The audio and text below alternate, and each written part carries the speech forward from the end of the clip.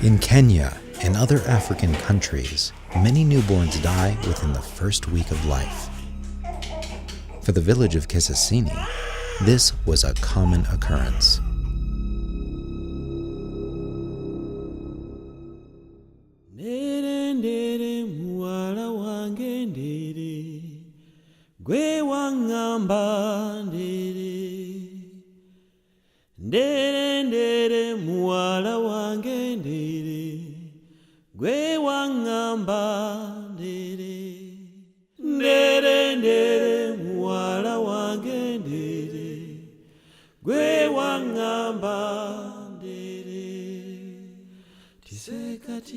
The people of Kisasini are living in poverty.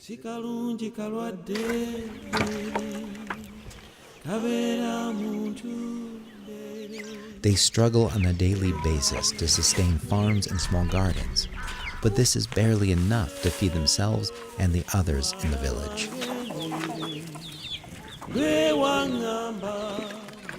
There is also a lack of clean water supply. This causes malnutrition and other preventable diseases that are destroying the small village.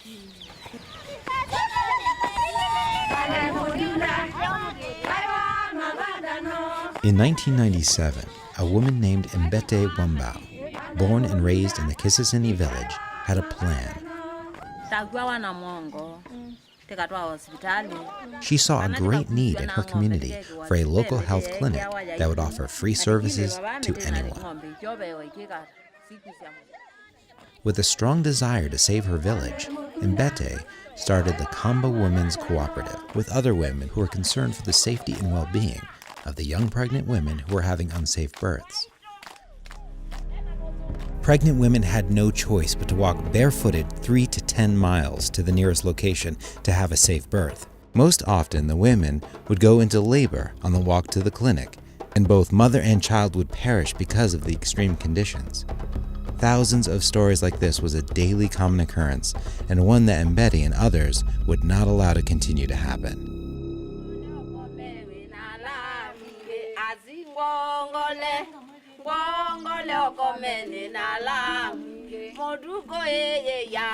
Mbete and the Women's Cooperative grew a plant called sisal and used the fiber of the sisal to weave beautiful baskets.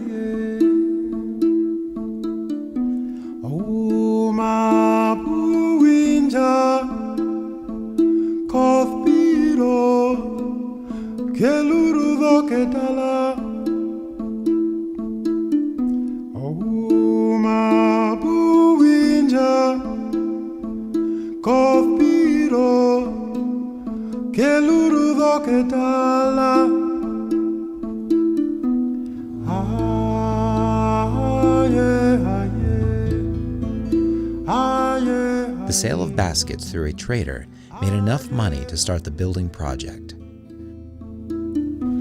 Many men and women of the village came together to help, and significant progress was made.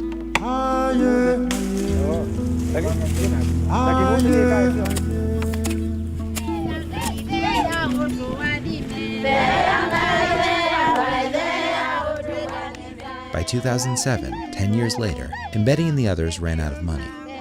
The entire structure of the building was complete but still lacked doors, windows, and furnishings. By this time, Dr. Angelo Tameti, a family doctor, heard about the Kamba Women's Co-op and their efforts to build their first health clinic. Tameti formed a small group of doctors called the Global Health Partnership to fund and finish the completion of the clinic. From that beginning, the Global Health Partnerships have been creating projects and collaboration with the community leaders ever since. Understand the Global Health GHP, our NGO, provided the funding for the CBO. And the CBO... The GHP and the government of Kenya have trained over 150 African health workers in the area.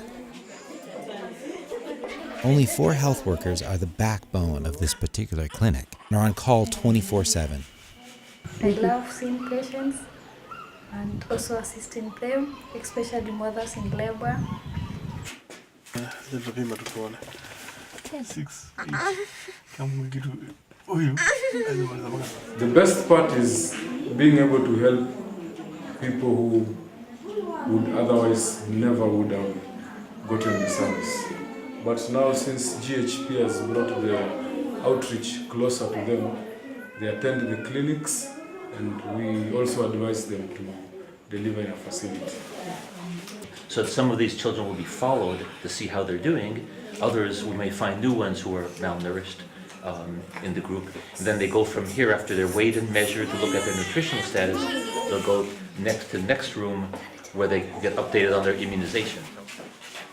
The doctors from GHP come to the village 3 times per year for stays up to a month. They provide the financial support needed to sustain the medical supplies. They have also provided a new ambulance for transporting pregnant women and their families. The ambulance is a stripped-out 4x4 Toyota Land Cruiser. The ambulance must be equipped to handle large potholes and rough terrain. This is a must, as the roads are unpaved and dangerous. It can be a very scary experience driving, but it is necessary to transport the patients to safety. The ambulance saves lives every day by picking up women in labor who are giving birth to very sick children. The people in the village walk everywhere for miles and miles. The ambulance is the only transport, besides the 3 or 4 motorbikes in Kisasini. This baby is sick enough that I'm concerned might not make it through today if we didn't transport this child for immediate treatment at the hospital.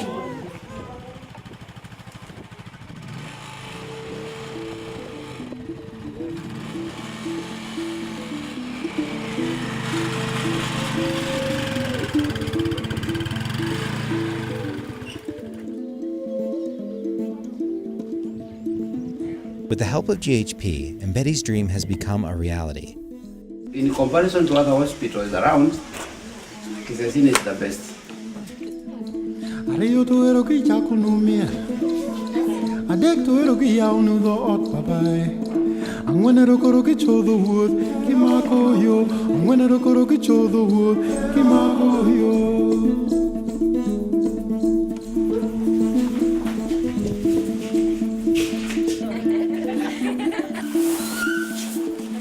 Mbetty is involved with many leaders of her community to continue to help everyone in need.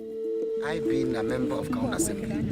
I came to Kisasini the first time to campaign, and actually my key person was Betty.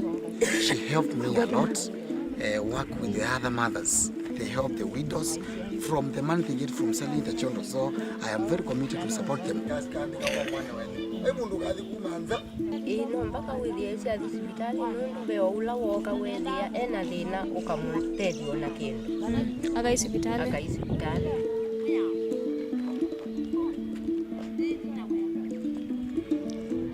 taumanzia kwa mwai tatumacho kwa mwai umwe tatuma kemu ukeka mazazi ma nyanya yeye mwewe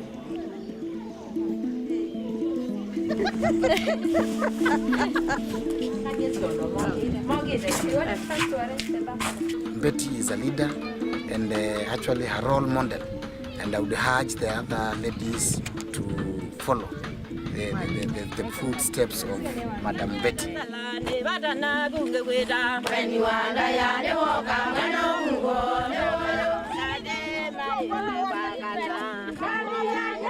She has pushed for solutions beyond just the already thriving clinic. Now, after the heavy rains, the water broke the pipes. Her current mission is to fix the 7 dried out broken dams in Kesasini to provide a clean water supply.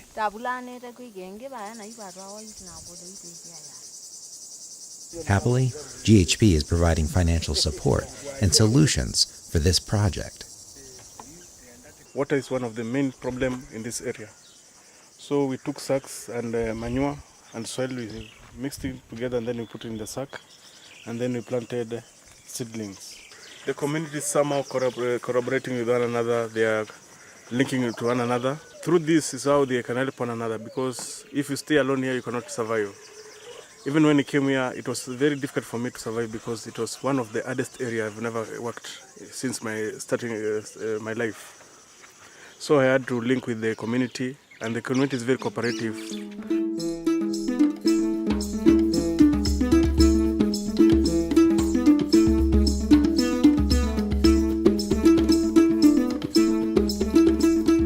Despite the many challenges, all those in the village of Kesasini are actively working together to further provide a sustainable lifestyle, ensuring a better future.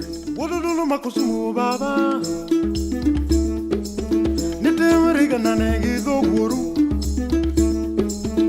ya kwa dok kata tungo